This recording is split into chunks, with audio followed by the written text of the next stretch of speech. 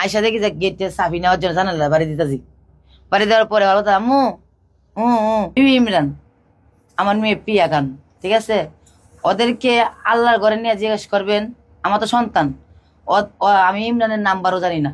ও আমার মেয়েকে প্রতিদিন আইসা বাইক দিয়ে আইসা ওরে ফোন করে, পিয়া লেডি হোক, পিয়াকে আম্মু আমি কোথায় যাবি, আমার দোকানে যাবো, গিয়া চলে যায় ওর সাথে এক পর্যায়ে ইয়েতে এই ভিডিও করার জন্য। যাওয়ার পরে আবার ওর রাতের 8টা 9টা কয়েকদিন জাম থাকে, আমি ওরা ফোন দিতে থাকি, দেরি হইলে আমি কিন্তু গেটের সামনে দাঁড়ায় থাকি, ফোন দিই। ফোন দেওয়ার পরে আমার মেয়েকে আইসা 9টা 10টাও কয়েকদিন বাচ্চে বাড়াতে দিয়ে গেছে। দিয়ে দেওয়ার পরে এভাবে চলতে দেওয়া এরকম ভাবে। হঠাৎ করে বাড়ির থেকে আমার মেয়ে পাগল হয়ে গেছে, আইসা পড়বো চলো এখানে থেকে কি ঢাকা থেকে বাড়িতে গেছিলাম, আমি অসুস্থ থেকে বাড়ি থেকে ছিলাম।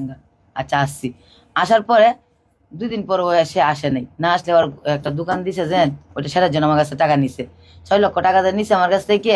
ওইটা বলছে যেন একটা বাঘের মাঝে 10 লক্ষ টাকা করে, জুনাইদ একটা বাঘ, ও একটা বাঘ, আরেকজনের নাম দিছে, আর আমার মেয়ে একটা বাঘ। এই জন্য আমি 2 জায়গা থেকে ব্যাংকে থেকে টাকা তুলছি, ওইগুলো প্রমাণ আপনাদেরকে দিব। তাই আমি 2 ভাগ করে আমি 6 লক্ষ টাকা দিছি। দেওয়ার পরে একদিন কি গেছে আমার ঘরে দোকানের জন্য, সেরার জন্য, মোবাইলের দোকান আছে, টেকনোর দোকান আছে না, ওটা সেরার জন্য।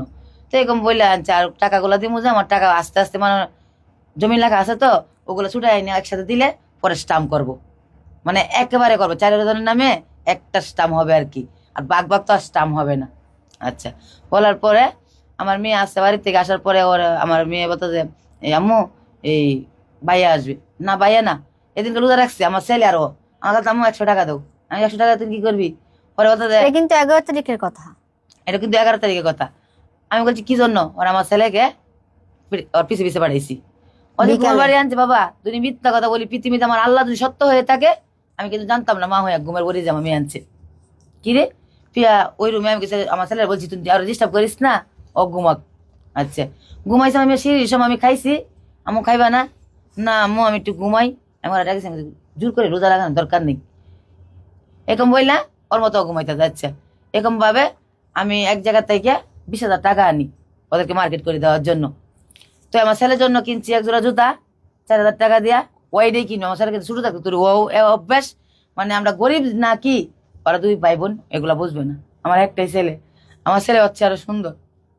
পরে ওরা কিনে দিছে, ও যায় কিনে দিছে, লাস্টার মাঝানো পড়ে যায়। কি রে পিয়া তোর কি ব্যাপার? না খায় রোজা রাখছে আরো।